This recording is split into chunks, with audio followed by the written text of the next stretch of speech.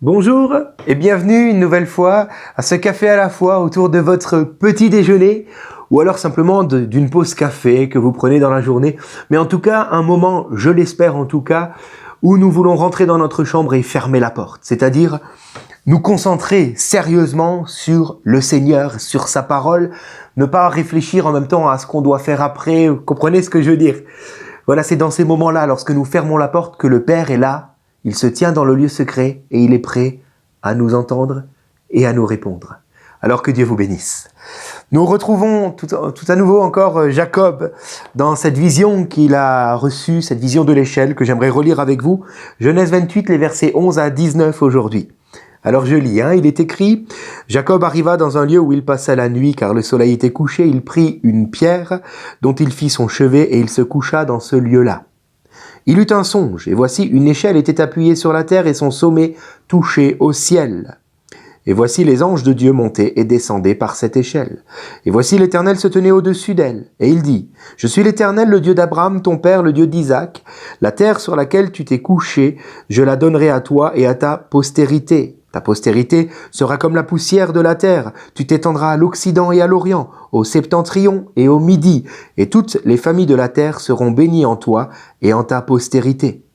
Voici, je suis avec toi, je te garderai partout où tu iras, et je te ramènerai dans ce pays, car je ne t'abandonnerai point, que je n'ai exécuté ce que je te dis. » Jacob s'éveilla de son sommeil et dit certainement « L'Éternel est dans ce lieu et moi je ne le savais pas. » Il eut peur et dit que ce lieu est redoutable. C'est ici la maison de Dieu, c'est ici la porte des cieux. On en a parlé hier. Et Jacob se leva de bon matin, il prit de la pierre dont il avait fait son chevet, la dressa pour monument et versa dessus de l'huile sur son sommet. Il donna à ce lieu le nom de Béthel, mais la ville s'appelait auparavant Luz, ou Lutz selon les traductions. Alors, le verset 11e, nous l'avons lu, il arriva dans un lieu où il passa la nuit. Littéralement, en hébreu, il arriva dans un lieu, se dit, il se heurta à l'endroit. À l'endroit. En hébreu, ça se dit Ba Makom. Makom, le nom de Dieu qui est élevé. Littéralement, donc, on peut traduire ceci, il se heurta à Dieu. Il se heurta à celui qui est élevé. Il se heurta à Dieu. Alors souvenons-nous que Jacob n'est pas dans un voyage, peut-être en croisière ou all-inclusive, je ne sais pas. Non, pas du tout. Jacob est un fuyard et il fuit son frère, un habile chasseur qui veut sa peau. Ok ? Donc, il fuit. Et parce que Jacob a agi en insensé pour s'emparer des bénédictions avec ruse et avec tromperie, au moyen de ses propres forces, finalement parce que Jacob a voulu être béni en luttant lui-même pour justement l'être, il ne s'est pas heurté simplement à Isaac son père ou à Ésaü son frère, mais il s'est heurté aussi au Seigneur. On ne peut pas prétendre accomplir la volonté de Dieu en luttant selon nos propres forces, nos propres raisonnements, afin de pouvoir accomplir sa volonté. Ça ne fonctionne pas comme cela. On en a parlé hier de cela. Donc je ne veux pas revenir dessus. Mais lorsqu'on décide de faire comme nous on veut, de lutter avec nos forces, nos raisonnements, nos propres acharnements, nos tromperies, je ne sais pas, peut-être. En tout cas, je l'espère pas, mais ça peut arriver. Si on fait comme cela, on se heurte contre le Seigneur. En plus de se heurter peut-être contre les autres, on se heurte avant tout contre le Seigneur. Voilà pourquoi il est écrit dans le psaume 118, verset 22, « La pierre qu'ont rejetée ceux qui bâtissaient est devenue la principale de l'angle. » Nul ne peut bâtir sa vie chrétienne ailleurs qu'en Jésus-Christ, en se reposant sur son œuvre à lui et en regardant un petit peu l'échelle et toutes les bénédictions qui en découlent. Là, dans ce lieu-là, dans le repos de la foi, c'est là que nous sommes bénis et en bénédiction. Ce n'est pas en luttant, en raisonnant, en essayant, non. Car, ce faisant, nous nous heurtons contre la pierre angulaire. Pierre va confesser un jour, l'apôtre de Jésus-Christ, va confesser un jour que Jésus est le Messie, le Fils du Dieu vivant. Suite à quoi Jésus répondra alors à Pierre, « Tu es Pierre, et sur cette pierre, il y a un jeu de mots, sur ce roc, je bâtirai mon église, et les portes du séjour des morts ne prévaudront point contre elle. Alléluia. Si seulement Nathanaël, sous son figuier, avait compris cela. Si seulement, peut-être que lui l'a compris, mais si seulement Israël avait compris cela. Seuls ceux qui ont bâti leur vie sur l'acceptation que Jésus est le Messie, que Jésus est le Fils de Dieu, seuls ceux-là sont l'Église de Christ. Seuls ceux-là sont bénis des promesses faites à Abraham. Seuls ceux-là sont gardés au jour de la tempête, car les portes du séjour des morts ne prévaudront point contre elles. Certes, les tempêtes de nos vies, mais surtout la tempête de la fin des temps. Nous serons gardés, car nous sommes en Christ.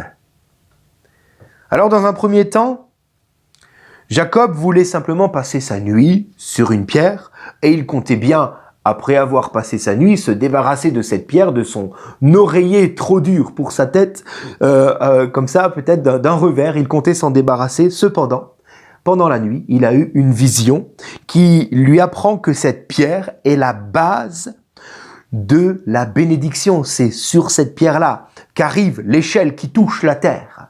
C'est à cet endroit-là que la bénédiction de Dieu descend et remonte. C'est là que se trouve finalement tout le projet, tout le plan de Dieu qui s'accomplit. Et donc là, Jacob apprend que cette pierre est la base de toute relation et de toute communication avec le ciel.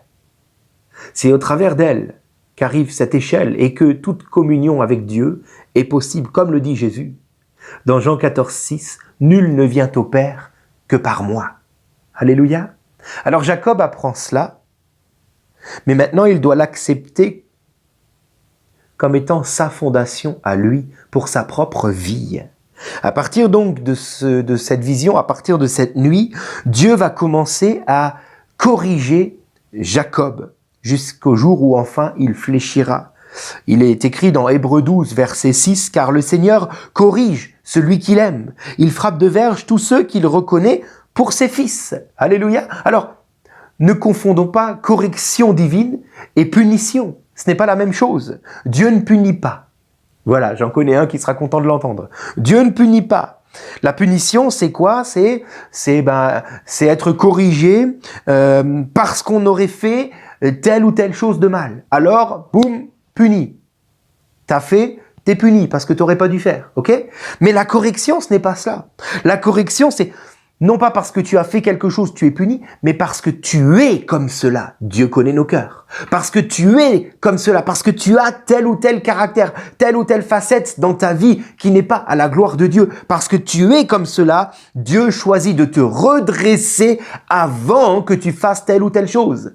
Donc Dieu nous corrige dans l'idée que nous n'allions pas encore une fois nous prendre des murs. Vous comprenez? En faisant des choses mauvaises. Dieu nous corrige afin de nous redresser. Alléluia. Et Dieu doit corriger Jacob. Parce que Jacob est un lutteur. Jacob est un trompeur qui essaye par ses propres forces d'hériter la bénédiction. Et on l'a vu avec ce qu'il a fait avec son frère et son père.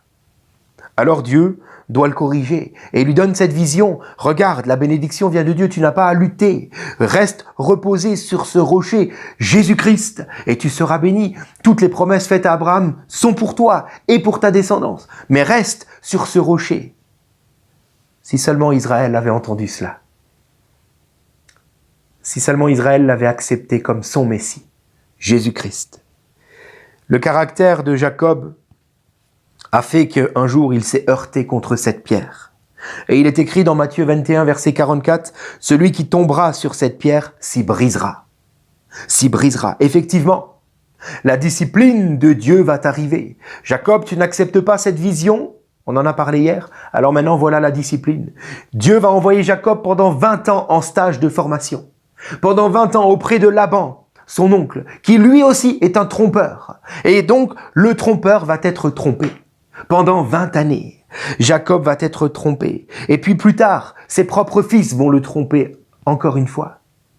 lui faisant croire que Joseph, un autre de ses fils, a été tué, alors que ce n'est pas vrai. Et puis Jacob sera brisé dans son corps, tel ce verset que nous avons lu, celui qui tombera sur cette pierre s'y brisera. Oui, Jacob sera brisé physiquement. Quand? Lorsque il combattra contre l'ange de l'Éternel dans Genèse, verset 32, à Péniel. Et là, physiquement, il sera frappé à l'emboîture, et là, il sera, je le dis comme ça, oui, il sera à ce moment-là physiquement diminué pour le restant de sa vie. Parce que celui qui se heurte contre cette pierre s'y brisera.